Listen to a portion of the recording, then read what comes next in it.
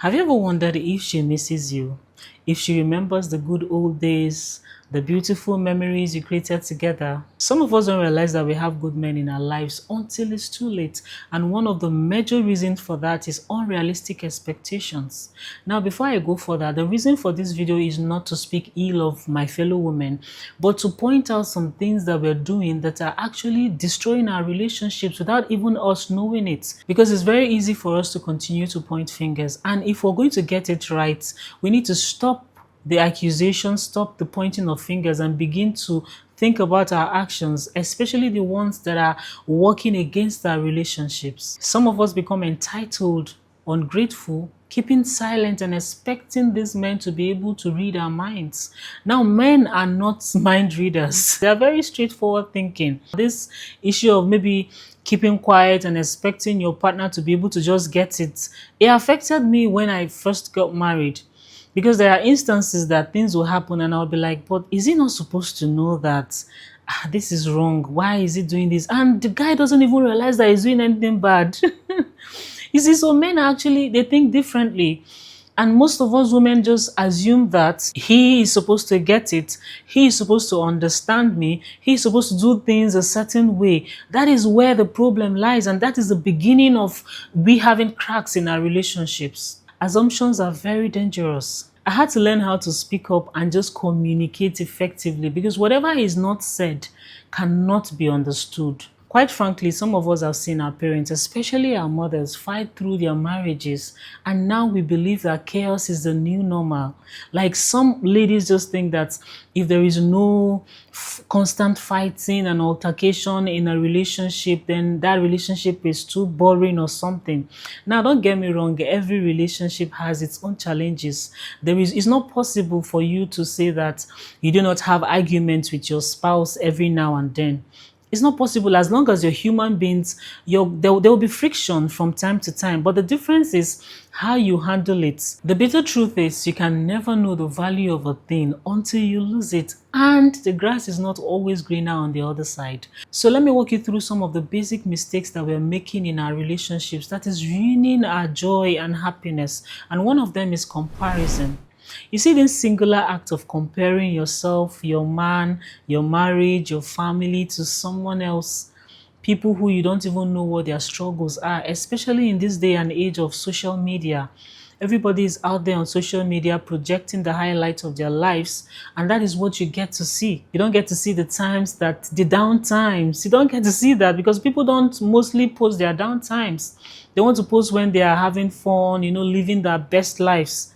And that is why some of us who are not so aware, you begin to compare your relationship with these things you see, or you compare your man with another man saying things like, no be your mate be that, in get too head, you self try, they try. You will never be able to appreciate someone when you're comparing them to another person. In relationships, people go through phases. All right, there are times that things are not just working the way you want them to. Okay, and it's actually quite a struggle. But in the midst of all of that, what I'm saying is, dear sister, do not compare your man with another man.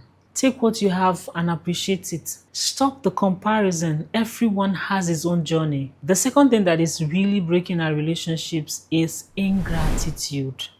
Now, this one is huge because one thing I've learned about gratitude is that whenever you become very grateful, things tend to yield more. Sometimes when I sit alone and I think about some of the things that are happening in my life and I'm like, oh God, I just thank you for this. I thank you for that. What would have happened if you didn't come through for me?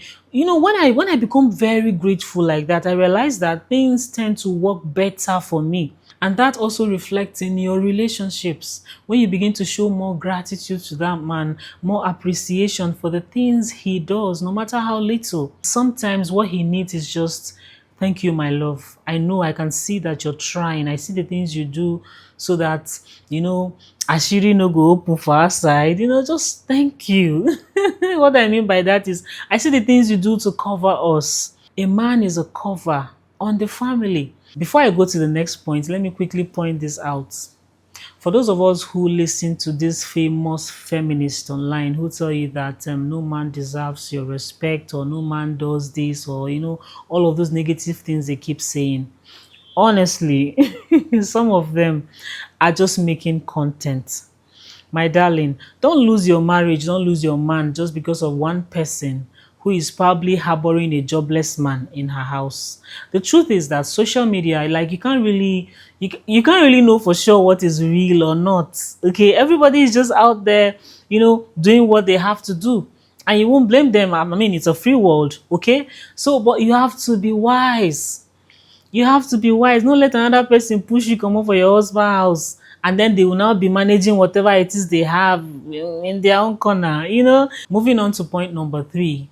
Do everything without complaining. Now, this is like a popular perception, especially where I'm from. People say this in different ways. Like in my community, you hear things like, do I not be man, you are a man. You have to be strong. There is no room for weakness. That's you also saying do everything without complaining. You're not supposed to be vulnerable. You're not supposed to show any sign of weakness. You need to handle every situation at every given time. And the truth of the matter is that sometimes these men are crying inside. The pressure is weighing on them and they just want to take a breather. That's the truth. They just want to rest. So you, as a woman, as a lady who is married, you need to be very sensitive. You need to know when that man is breaking under pressure. When you're too busy complaining of the things that he has not been able to do, you will not even have time to notice when he's really under pressure. And please, I'm talking about good men, no? Because some kind guys dey outside now, no well. Normally, they not dey alright. I'm talking about good men who treat their wives well, who treat their spouses well, who are kind, okay, who are there and they are willing to be good providers and protectors and spiritual heads of their families. What you can do for that good man in your life is to pay close attention. When you become more appreciative, you're able to see him and you're able to notice when he's down. Number 4, head knowledge. This has destroyed so many relationships, more than we can even imagine. Some of us go into these relationships or these marriages with preconceived notions. I, for one, was like that. Like, okay, my man needs to be a certain way. This is the way he's supposed to act. This is how he's supposed to be and all of that. Now, being in the relationship, you then realize that it's like working with a script. And the guy is not really, what he's doing is not tallying with the script you already have. Because I see head knowledge as working with scripts. Now, the reason why this affects relationships so much is because sometimes the things you think about before going into that relationship with that man are not really obtainable in the relationship. It's like going to school, studying a particular course, and you have all of the theory and this and that. Now, coming into the workspace where you're supposed to now practicalize all of those things you've learned, you now realize that some things, some knowledge, you don't even get to use them. It's a different ball game entirely in the real world. Not like when you were in school. That's exactly how it is in relationships. No single relationship or marriage is perfect. We are all working every day, try to understand ourselves, try to become better people, try to serve each other better so that our marriage, our relationships, and our families are going to be better. Maybe if you've read somewhere in some kind of magazines that your husband is supposed to go like 7 rounds with you. And then, of course, maybe early on in the relationship, he could do that. But later on, you realize that he's slowing down with the tempo. He's not as aggressive as he used to be. Realities of life sets in.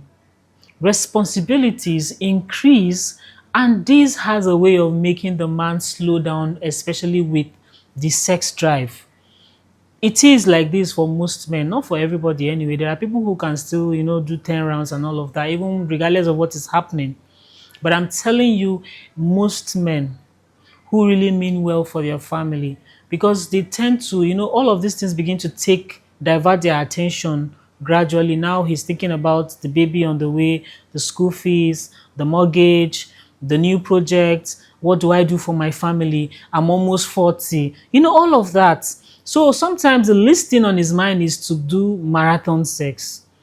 So that is why I say head knowledge can be very dangerous. Look at your relationship, what is obtainable, appreciate it, unlearn, learn new things, and continue to learn, continue to evolve. That's just the way life is. That is what I have done and I'm still doing. I'm not going to tell you anything that I have not done. This is it basically. I mean, there are tons of other things that we need to do as persons, and even the man too, there are things that he needs to do. But then I'm pointing these few out because I feel like these are pillars. Comparison is like a cankerworm. When it comes for you and comes for your relationship, it doesn't pity, you know, the pity at all.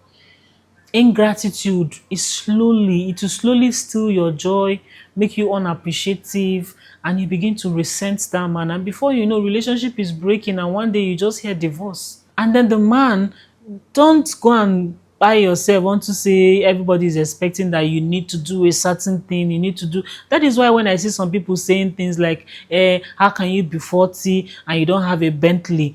Are you a man? You know, when people carelessly make those kind of utterances, especially on social media where it could go viral and reach the ends of the world, it is disturbing because it puts some men under unnecessary pressure. We've seen this play out even in our own society because some of these guys now begin to look for ways to meet up, whether dubious or legit or whatever. They just want to be able to meet up so that they can be seen as men. So please, the message is, sister, calm down. Stop the comparison. Love your man. What God has given you, cherish it. Make your home a very peaceful home such that when that man comes back and enters that house, he's going to forget every pressure he has felt throughout the day. That is the goal. Okay, no one is perfect, not even myself when they talk. Me self, sometimes my head they touch normal now, you know, but then you know, you try as much as possible and ask God to give you the grace, because sometimes without God, you won't be able to do all of these things.